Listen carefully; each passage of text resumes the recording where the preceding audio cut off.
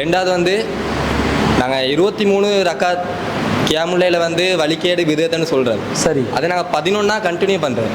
ஆனால் எங்கள்ட மேலே விமர்சிக்கிறாங்க எப்படின்னு சொன்னால், நீங்கள் 11 தொழுகிறதும் விதத்தான் ஆகுது. ஏன்னா ரசூலுல்லாஹ் வந்து 8, 9, 7, 13 தொழுந்திக்கிறாங்க. குறிப்பிட்ட ஒரு நடைமுறையை செய்கிறதும் விதத்தான்ன்றாங்க. இதுக்கு என்ன பதில்? ரெண்டாவது என்ன கேள்வி கேட்கிறாருன்னா, சில பேர் தொழுறாங்க, தொழும் போது 23 ரக்காத் தொழுறாங்க, அதை நாங்க கூடாது என்று சொல்கிறோம். 23 ரக்காத்துக்கு ஆதாரம் இல்ல. 23 ரக்காத் ரசூலுல்லாஹ்வுடைய காலத்துல எங்கேயுமே தொழுதது இல்ல. ரசூல் ஸல்லல்லாஹு அலைஹி வஸல்லம் அவர்களுடைய வாழ்க்கையில இரவு தொழுகையில எந்த ஒரு சந்தர்ப்பத்திலும் 23 ரக்காத்துகளை அடைந்ததே இல்லை என்பது தெள்ளத் தெளிவாக மார்க்கத்தில் ஆதாரமாக இருக்கும் நிலையில் நீங்க மட்டும் 11 வச்சு தொழுறீங்களே, 11 மட்டும் ரசூல் ஸல்லல்லாஹு அலைஹி வஸல்லம் தொழுததாக வருகிறதா? 11 தான் தொழுததாக வருகிறதா? 8 ரசூலா 8, 3, 11 என்றும் வந்திருக்கிறது, 5, 4, 9 என்றும் வந்திருக்கிறது, அல்லது 5 என்றும் வந்திருக்கிறது. இப்படி பல வடிவங்களில் தொழுகை பற்றி வந்திருப்பதனால அதை கண்டினியூவாக நீங்கள் தொழுது கொள்ளலாம் தானே, நீங்க 11 மட்டும் என்று ஃபார்மாலிட்டியாக ஏன் வைக்கிறீங்க என்று கேட்கிறாங்க.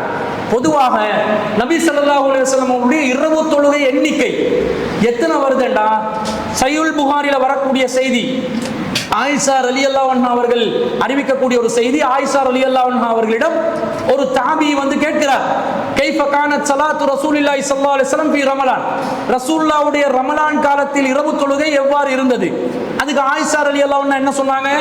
மா கான நபியு ஸல்லல்லாஹு அலைஹி வஸல்லம் யஸீது ஃபீ ரமலானி வலா ஃபீ கைரிஹி அலா 11 ரக்கா, ரசூலுல்லாஹ் ரமலான் மாதத்திலும் ரமலான் அல்லாத மாதத்திலும் 11 ரக்காத்துகளுக்கு மேலாக தொழுததே இல்லை என்று தெளிவா வருது. பொதுவாகவே ரசூலுல்லாஹ்வுடைய இரவு தொழுகை எண்ணிக்கை எத்தனை இருந்திருக்குது? 11 தான். அதான் ஃபார்மாலிட்டியான எண்ணிக்கை. இன்னும் சொல்ல போனால் உமர் ரலியல்லாஹு அவர்களுடைய காலத்துல மக்கள் பலவாறாக கூறுகளாக பிரிந்து இரவு தொழுகையை தொழுது கொண்டிருக்கிறார்கள். அப்படி தொழுது கொண்டிருக்கிறத உமர் ரலியல்லாஹு அவர்கள் அந்த பள்ளிவாசல்ல போயிட்டு பார்த்தா எல்லாரும் பிரிஞ்சு பிரிஞ்சு தொழுறாங்க என்றதை பார்த்து, எல்லாம் இப்படி பிரிஞ்சு பிரிஞ்சு தொழுறாங்களே என்றதை பார்த்து எல்லாரையும் ஒரே தலைமையில கொண்டு வந்து ஒரு தொழுகைக்கு நாங்கள் ஏற்பாடு செஞ்சா நல்லா இருக்கும் தான் என்று சொல்லி தமீமுத்தாரி ரலியல்லாஹு அவர்களையும் உபை இப்னு கஅப் ரலியல்லாஹு அவர்களையும் அந்த இரவு தொழுகைக்கு தலைமை தாங்க சொல்லி முஅத்தா மாலிக்கிலே உமர் ரலியல்லாஹு அவர்கள் 11 ரக்காத் தொழுவீங்க என்றாங்க. இப்ப என்ன விளங்குது?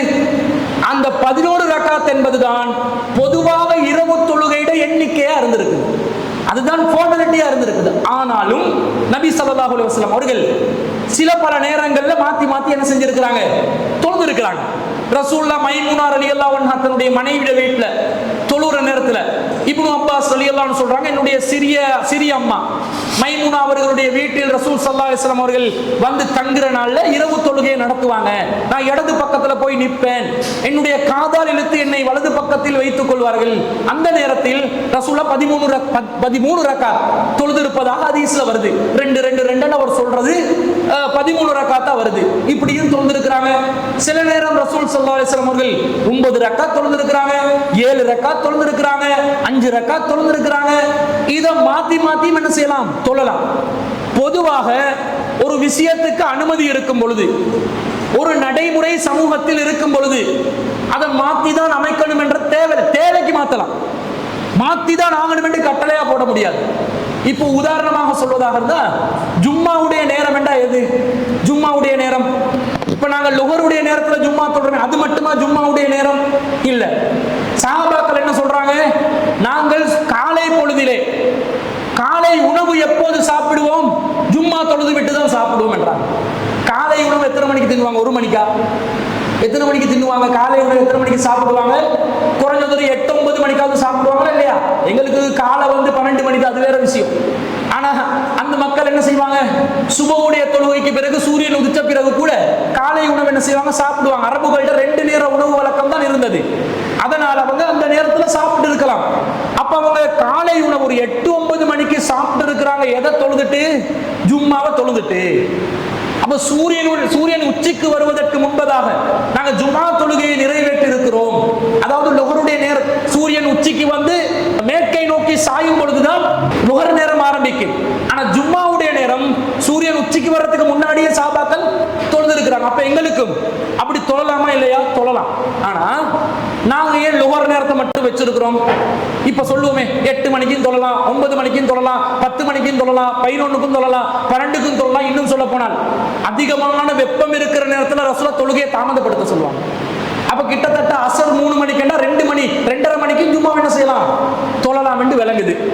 நாங்க ஜமாத்தால முதல் வாரம் 10 மணி, 2வது வாரம் 11 மணி, திடீரென்று அடுத்த வாரம் 8 மணி, திடீரென்று அதுக்கு அடுத்த வாரம் 2:30 மணி என்று அறிவிச்சு வைங்க. ஜும்மாக்கு வாரம் எல்லாம் கன்ஃபியூஸ் ஆகி தலையை சொல்லி கொண்டு நிப்பானா இல்லையா?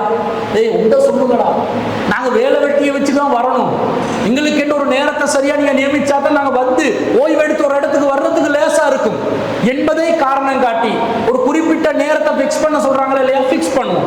அதே நேரத்தில் அந்த பிக்ஸ் பண்றது கூட ஒட்டுமொத்தமா ஒரு சமூகத்துக்கு இந்த நேரம் பொருத்தமில்லை என்று கருதினால் என்ன செய்யலாம்? தாராளமா ஜும்மா நேரத்தை முன்ன பின்ன மாத்தி கொண்டும் தொழலாம். என்ன அசர தாண்டாம பார்த்துக் கொள்ளணும், சூரியன் உதிச்சதுக்கு பிறகு தொழுது கொள்ளணும், அனைவருக்கும் ஒரு நேரத்தை அறிவித்து தொழணும் என்றது விளங்குது. நேரம் அனுமதிக்கப்பட்டிருந்தாலும் நாங்கள் நடைமுறைப்படுத்தும் பொழுது சில விஷயங்களை கருத்துல கொள்றோம். இதே போன்று இரவு தொழுகையை நாங்கள் 11 ரக்காத் தொழுறோம். நாங்க சொல்லல 11 ரக்காத் மட்டும்தான், 13 தொழலாம், 7 தொழலாம். பள்ளிவாசலுக்கு வர்றவங்களுக்கு 11 ரக்காத் தொழாம வெளியே போன காலை உடைச்சி இன்னும் மண்டியிட வச்சு அடிச்சு கொள்ளு இப்படி சொல்லுவோமா? இல்ல, 2 ரக்காத்தா தான் இமாம் தொழுவாரு. நீங்க 2 ரக்காத்தா உங்களுக்கு தேவையான எண்ணிக்கையை தொழுந்துட்டு உட்கார்ந்து குர்ஆனை திலாவத் பண்ணுங்க. இன்னும் சொல்ல போனா ஜமாத்தா தொழுதுதான் ஆகணுமா? வீட்டில் தொழுதுக்கோங்க, இரவுல சஹருடைய நேரத்தில் தொழுதுக்கோங்க. இன்னும் சொல்ல போனால் உமர் இப்னு கத்தாப் ரலியல்லாஹு அன்ஹு அவர்கள் அந்த 11 ரக்காத்தை ஏற்பாடு செய்து விட்டு என்ன சொல்றாரு தெரியுமா? நான் தூங்கிட்டு தான் பிறகுதான் தொழுவேன் என்றாங்க. சஹருடைய நேரத்தில் தான் தொழுவேன், அதான் சிறந்தது என்றாங்க. அப்ப என்ன அர்த்தம்? தனித்தனியா தொழுதுக்கோங்க. ஜமாத்தா தொழணும் என்று விரும்புறவங்களுக்கு தான் இந்த ஜமாத் ஏற்பாடு. ஜமாத் தொழுகை வச்சிருக்கிறோம், ஜமாத்துல எல்லாரும் வரணும், வராட்டி எல்லாரும் பாத்தில் உங்களோட வீடுகளை நெருப்பு இப்படி எல்லாம் சொல்ல முடியாது. சொல்ல முடியுமா? ஏனே பரலான தொழுகைகளுக்கு சொல்ற மாதிரி சொல்ல முடியுமா? முடியாது. நாங்க இங்க 11 ஏற்பாடு செஞ்சிருக்கிறோம். வித்திர தனியா தொழுவிக்கிறோம். நீங்க வித்திர ஜமாத்தா 10 தொழுது வீட்டுக்கு போய் 3 வித்திர நீங்க தனியா தொழுது கொள்ளலாம். அல்லது ஜமாத்தா 8 தொழுது வீட்டுக்கு போய் 5 ரக்காத்துகள் வித்திரா தொழுது கொள்ளலாம். அல்லது ஜமாத்தா தொழாம நீங்க பள்ளிக்கு வந்து பயானம் மட்டும் கேட்டுட்டும் போயிட்டு தனிமையிலே வீட்டுல முழுசா தொழுது கொள்ளலாம். இந்த 23 ரக்காத் செட்டப்புக்கு நாங்க 11 ரக்காத்தை கொண்டு வரவே இல்லை. தப்பா சொல்றாங்க, நாங்க இதுக்கு மாற்றமா தான் சொல்றோம்.